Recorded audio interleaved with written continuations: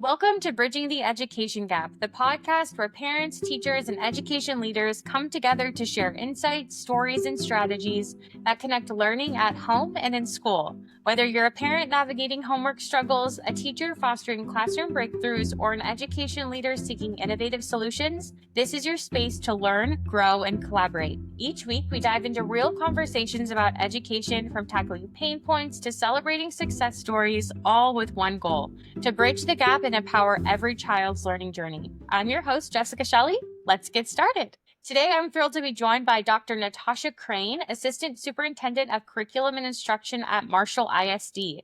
Dr. Crain's journey from high school English teacher to principal and now in a district-wide leadership role is nothing short of inspiring.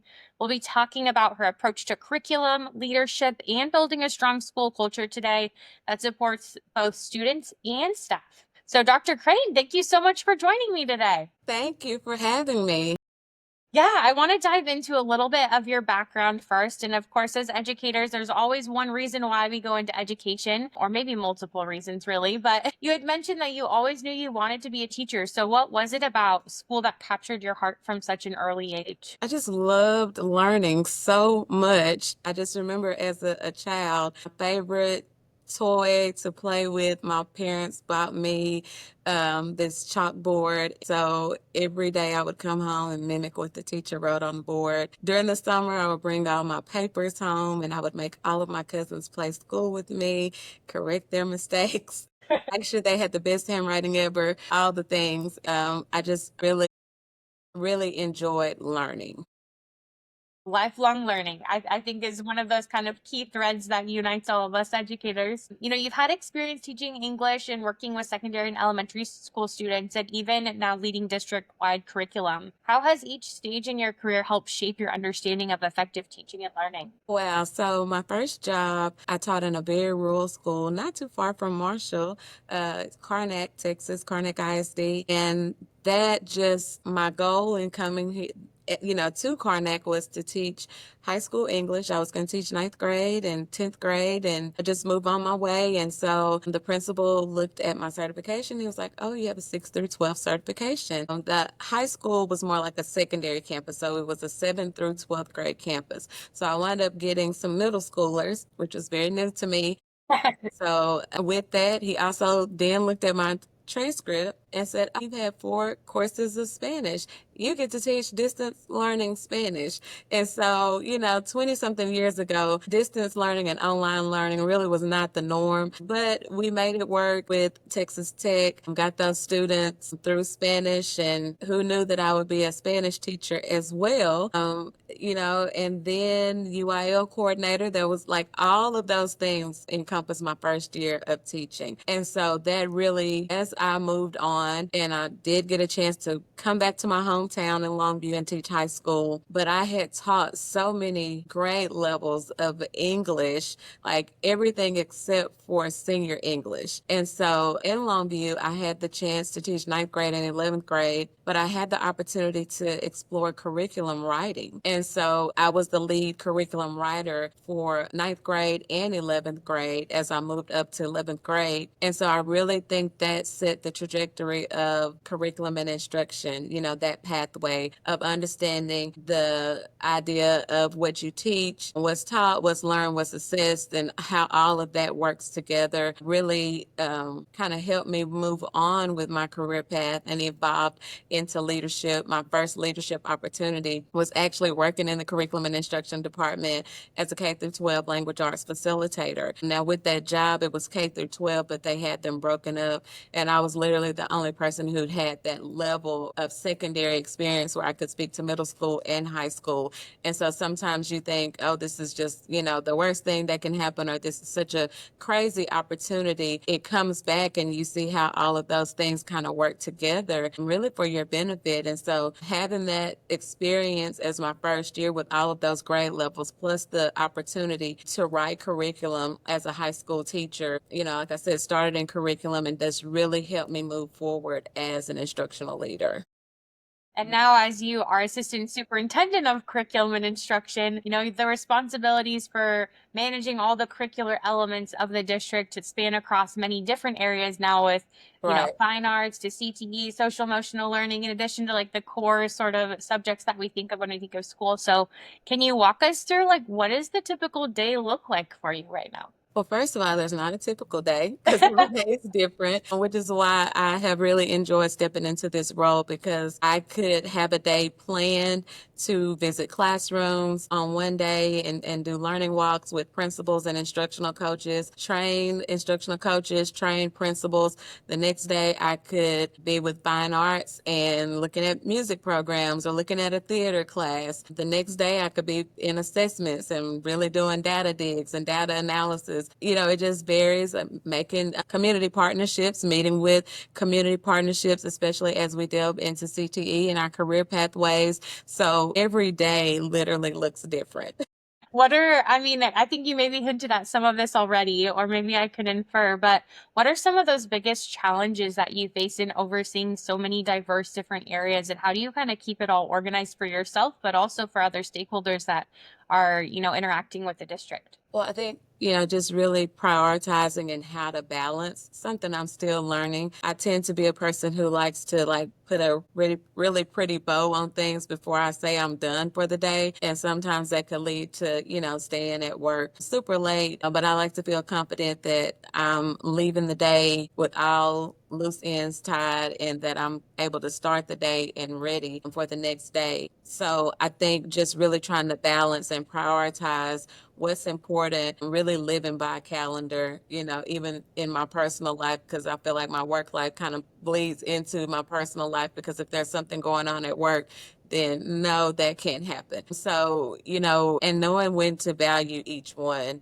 has been something, when is personal life a priority versus when is work life a priority, and knowing that work life can't be a priority all the time. And so I think, keeping organized and trying to stick to a schedule of, having routine things of times of the day that I check my emails, setting calendar dates to make sure that I'm taking care of the instructional leadership side, working with my core coordinators versus also taking the time to see what's going on in Abbott, to see what's going on in fine arts, to see what's going on at the Ag Barn for CTE and all of those things. And so just really living by a calendar and looking at a big picture and then focusing in on what's the priority.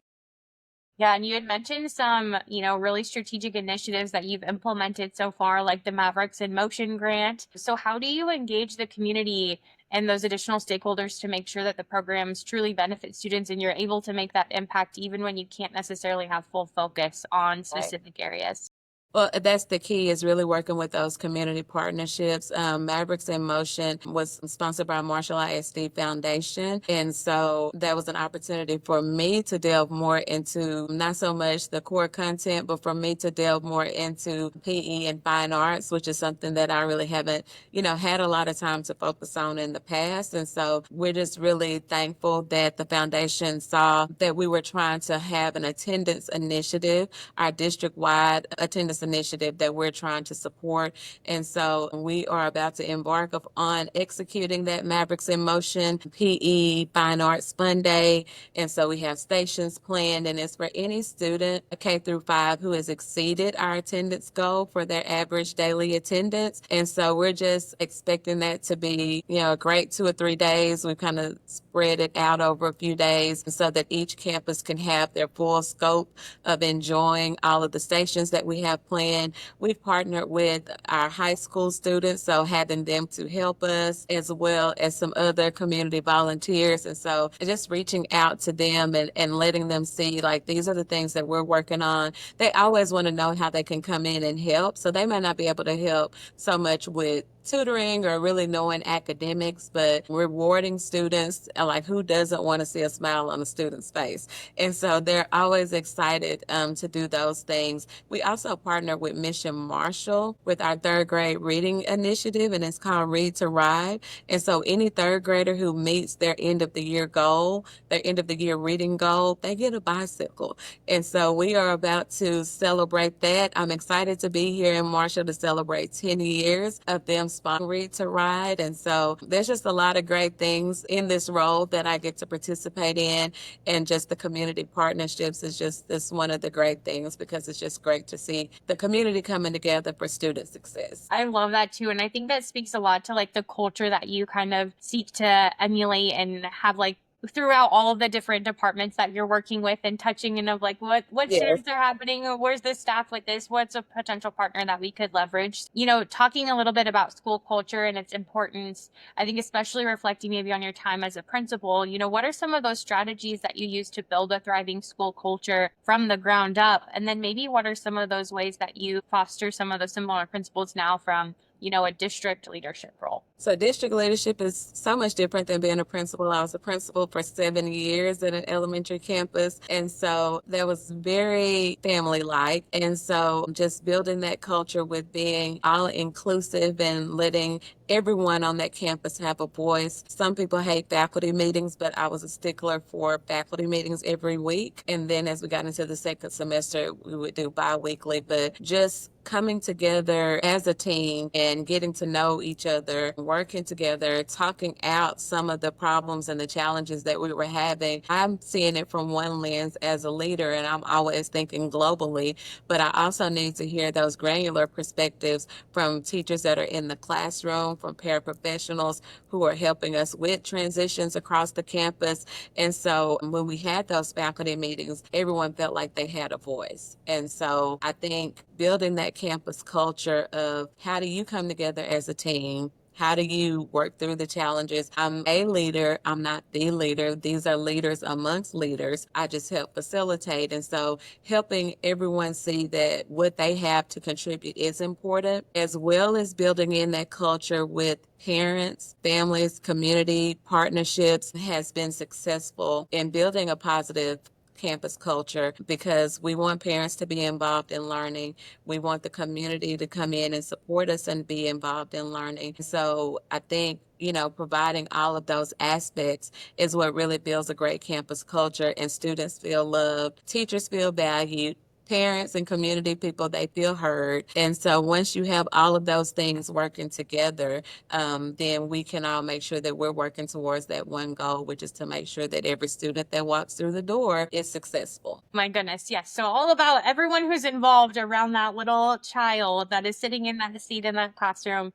and being able to leverage those relationships for the betterment of everyone in the ecosystem of support. So, you had mentioned the importance of leading with the hand, heart, and mind. So can you elaborate a little bit more on how this philosophy plays out in your leadership style, and particularly in balancing the needs of the different departments that you oversee right now? So I think that's very important, especially now as a district leader. Like I said, it's very different from being a campus leader, but as a district leader, I think you do have to have that balanced approach to leadership. So there isn't one type of leader. You can't really be the give kind words and make everybody feel good. Sometimes you also can't be that leader that does the work for your people instead of doing it with them. And then you also, you have to be a visionary leader. So you have to be goal focused and have a vision and a plan. And so I call it leading with the hand, heart, and mind. Leading with the hand is how you put systems in place. Sometimes people want to see you doing the work with them. And so when it calls for that, then you absolutely roll your sleeves up and you do the work with them.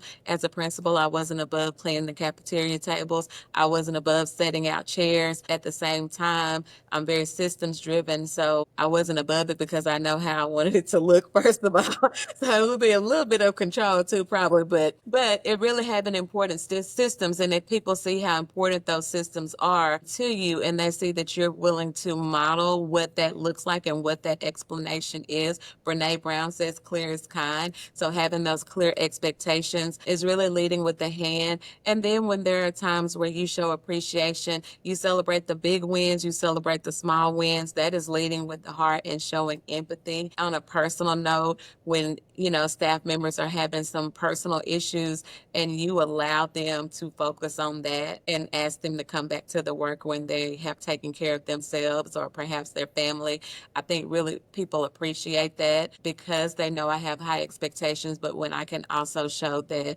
I want you to be taken care of as well. I think that's, it's important to show empathy in that aspect. And then also, leading with the mind is really about casting your vision. And so I have this great idea, but I need all of you to help me execute it. So I'm thinking big picture, but I really need a lot of help on what are the details to how to make this work. So there's kind of like this threefold approach that probably best works when they're all working together in the same direction because you've got different aspects of things that are going on. But can you think back on a time when maybe you've utilized like that full system to maybe tell us a story about one of those leadership moments where you've, led with the hand, the heart, and the mind to kind of seamlessly, or maybe not seamlessly, been able to support your team in accomplishing something? Well, I can just kind of think back as a principal, and it's kind of similar to some of the things that we're going through now. Anytime that you embark upon something new, you're stepping into the unknown. And so, as a principal, we were stepping into this new instructional routine. When I got here to Marshall, now we're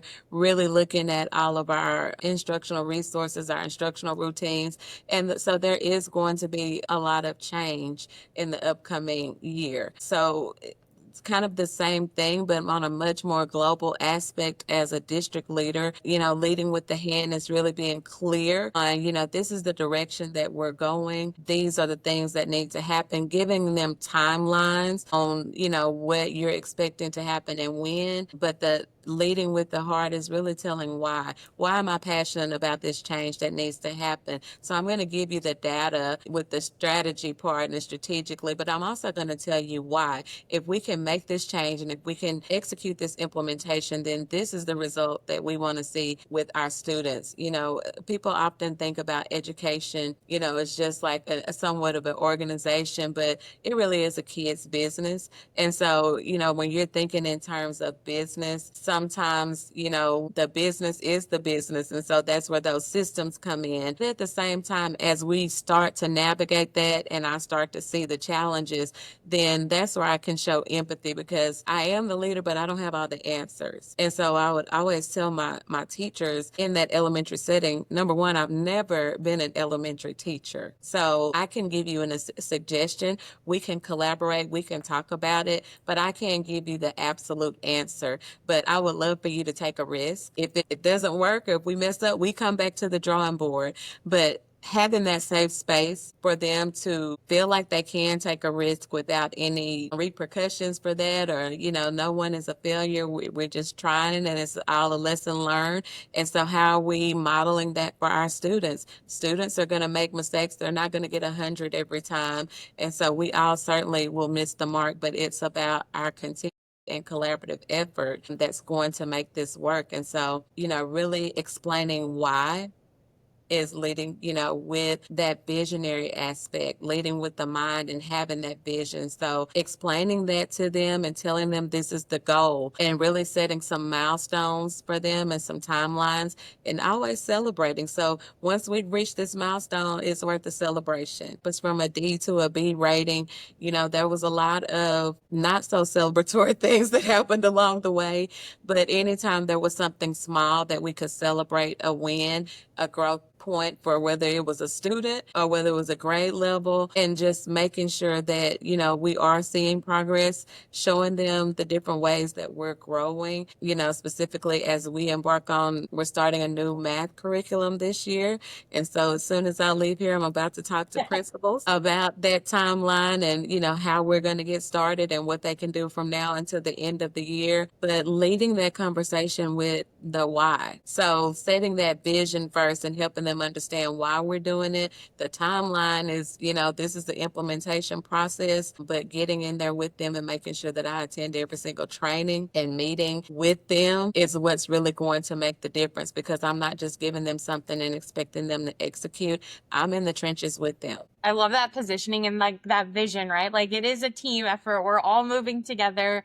There's not necessarily like, yes, I may have the title or the responsibility to make sure we're all moving in the same direction, but ultimately, like you only get there when everybody's all on the same page. That's right. So A lot of the time too, we get this question about teachers that are maybe considering going into leadership within the district, or whether that be principal or assistant principalships, or maybe something at the district office as well. So what kind of advice might you suggest to those that are considering stepping into those leadership roles or managing some of these big changes or new initiatives that are coming to their schools? For me, I would say really being authentic and being true to who you are has really helped me as I've navigated, from a classroom teacher, working in curriculum, being an assistant principal, being a principal, and ultimately in this spot as a superintendent, is really being authentic and true to who I am, being visible and being a good listener. So I think, they expect to hear what the leader says and like, what are we supposed to do? And so, it's a scary thing when I'm standing in front of them and I'm saying, okay, what are we going to do? Because I don't have the answer to everything, or I may think I have an answer, but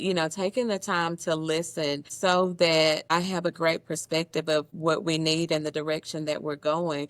And so I think anyone that is wanting to step more into a leadership capacity really should consider, who you have to know who you are at first. Like, you have to have some type of self-awareness and the emotional maturity and intelligence that goes along with that.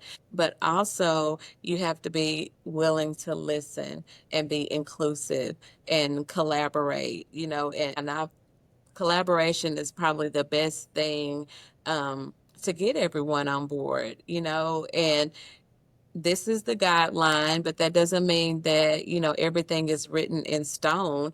And so that's the point of collaboration and being okay with taking those risks, because this is what we decided. We come back and we look at it. We look at our data points. We look at the trends.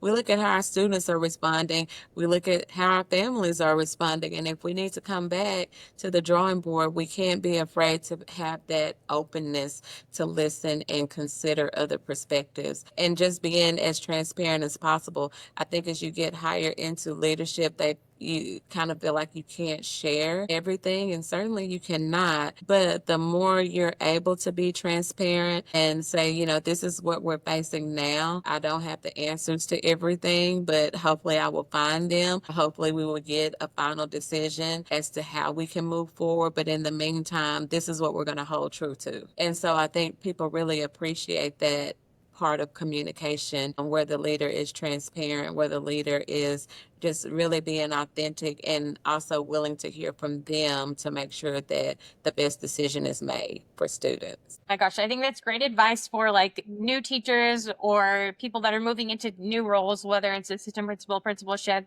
district leadership, but also this kind of thread of your career, which is really about collaboration and communication and, leading with authenticity, I think is a universal sort of principle that we could take away from this episode. My experience as a classroom teacher, I'm thinking about how I embodied those things even then with those little bodies. Like you're the captain of your ship, so to speak, when you have your classroom and your students, and Right. leading with some of those similar principles of showing up authentically as a person. I think, we kind of take that for granted, especially when you consider, who's on the other side of that. So, Dr. Crain, this has been such a meaningful and inspiring conversation. Your insights on leadership, curriculum, and building a strong culture in schools is incredibly valuable. And I know our listeners will take away so much from today's episode. It's clear that your leadership isn't just about strategy, but also truly understanding and caring for students, staff, community, and all stakeholders around that child's life. So to our listeners, thank you so much for tuning into another episode of Bridging the Education Gap. If you enjoyed this episode, be sure to subscribe and share it with others in your community. Join us next time as we continue to explore how educators and parents can work together to empower every child's learning journey.